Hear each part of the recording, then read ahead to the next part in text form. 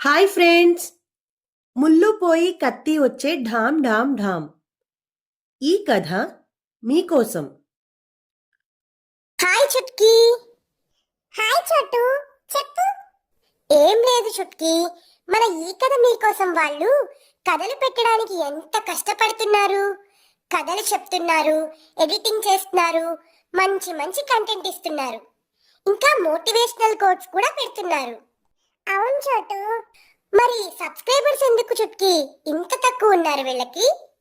Friends, మరి మీరు కూడా వీళ్ళకి సపోర్ట్ చేయండి.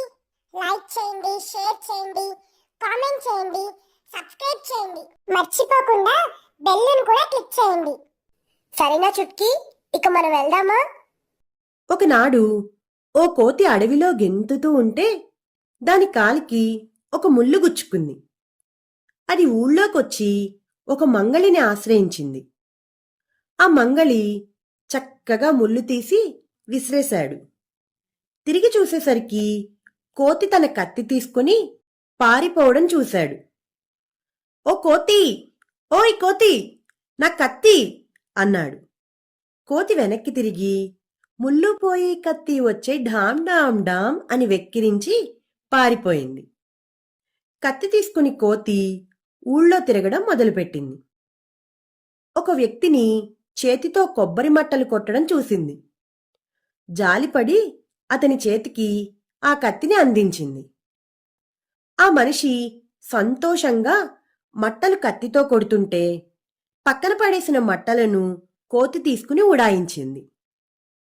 ముళ్ళు పోయి కత్తి వచ్చే ఢామ్ ఢామ్ ఢామ్, కత్తి పోయి మట్టలు వచ్చే ఢామ్ ఢామ్ ఢామ్ అని పాడుకుంటూ తన దారిలో వెళ్ళిపోయింది కోతి. ఆ దారిలో ఒక బెల్లం కాచే ఆసామి నేల మీద బెల్లం అచ్చులు వేయడం చూసి ఆ మట్టలు అతనికిచ్చింది.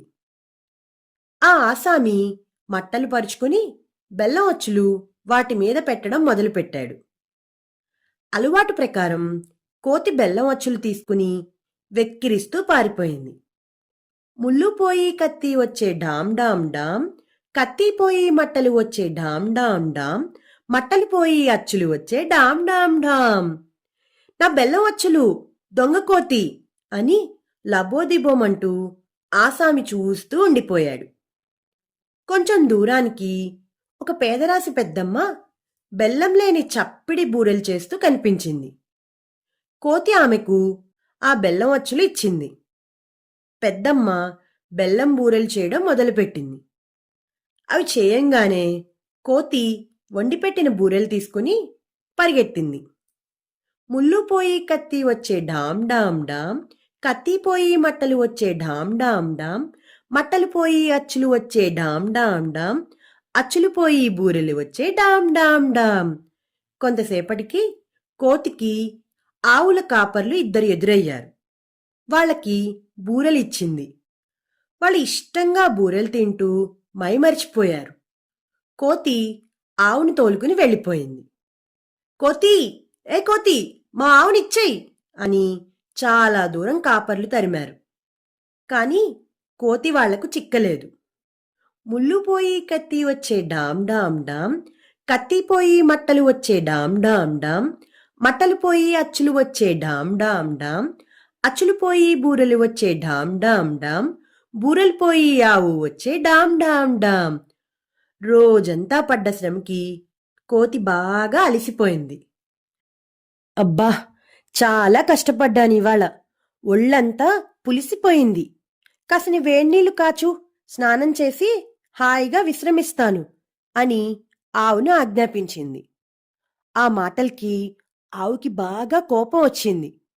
సలసలా మరిగించిన నీళ్లను తీసుకొచ్చి కోతి వంటి మీద చటుక్కుని పోసేసింది. కోతి కుయ్యో మర్రోమని ఏడుస్తుంటే తోలుడని కోతిని చూసి నవ్వుకుంటూ ఆవు తన మందలోకి వెళ్ళిపోయింది. ఇక కథ కంచికి మనమింటికి. ఈ కథ మీకోసంలో ఈ కథ మీకు నచ్చిందా పిల్లలు? నచ్చినట్టయితే లైక్ చేయండి, షేర్ చేయండి, కామెంట్ చేయండి, ఇంకా సబ్స్క్రైబ్ కూడా చేసుకోండి. గంట కొట్టని వాళ్ళు కూడా గంట కూడా కొట్టండి.